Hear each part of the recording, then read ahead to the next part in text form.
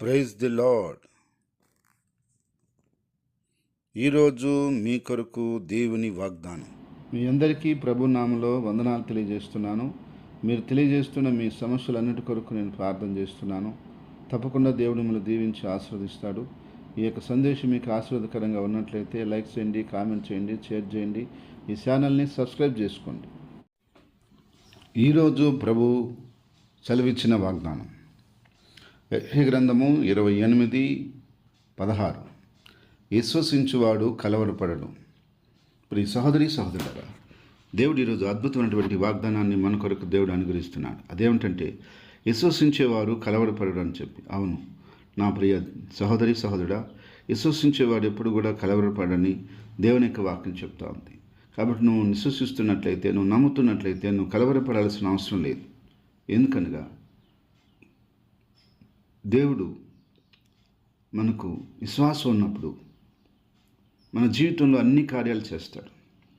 విశ్వాసం అనేది భయాన్ని, కలవరాన్ని, దిగులను, వేదనను తొలగిస్తుంది. కాబట్టి నువ్వు ఏ విషయంలో అయినా సరే, ఎలాంటి పరిస్థితి అయినా సరే, ఎలాంటి కష్టం, బాధ, నింద, ఇరుకు, ఇబ్బందులు, శోధనలు, బాధలు నీ జీవితంలో ఉన్నా సరే, నీ విశ్వాసం కలిగి ఉన్నట్లయితే అవన్నీ నీ ఎదుటి నుంచి వెళ్ళిపోతాయి. ఏమి నేనేం చేయలేవు.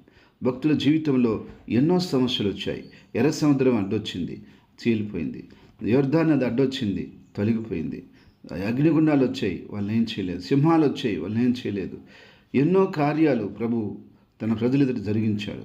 ఎందుకనగా వాళ్ళు విశ్వసించి ఉన్నారు. వాళ్ళు కలవరపడలేదు.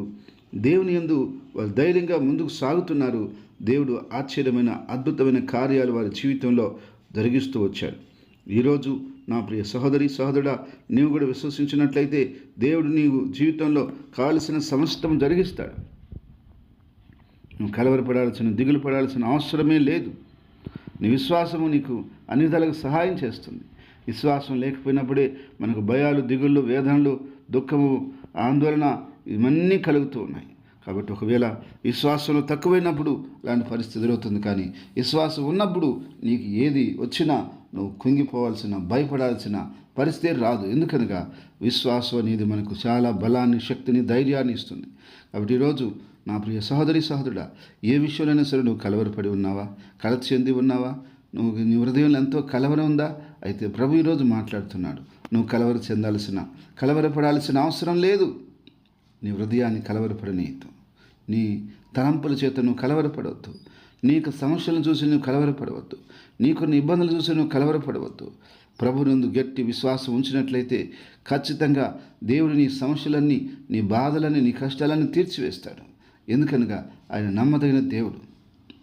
మాటిచ్చి తప్పే దేవుడు కాదు. ప్రభు అన్నాడు, అమ్మా నువ్వు విశ్వసించిన ప్రకారం నీకు అగునుగాక, నువ్వు కోరిన ప్రకారం నీకు జరుగునుగాక అన్నాడు. కాబట్టి విశ్వాసం అనేది మనం కోరుకున్నట్టుగా మనకు సహాయం చేయగలిగేది.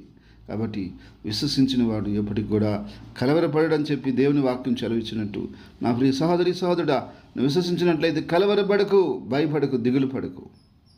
నీకు దేవుడు సహాయం చేస్తున్నాడు. నువ్వు విశ్వాసంతో నమ్మకంగా ప్రభు మార్గాన్ని విడిచిపెట్టక ముందుకు సాగు. నీకు దేవుడు అన్ని విధాలుగా మేలు చేసి, మంచి చేసి, సహాయం చేసి నేను నీ కుటుంబాన్ని కలిగిన సమస్తాన్ని వర్ధలు చేయబోతున్నాడు. ప్రార్థన.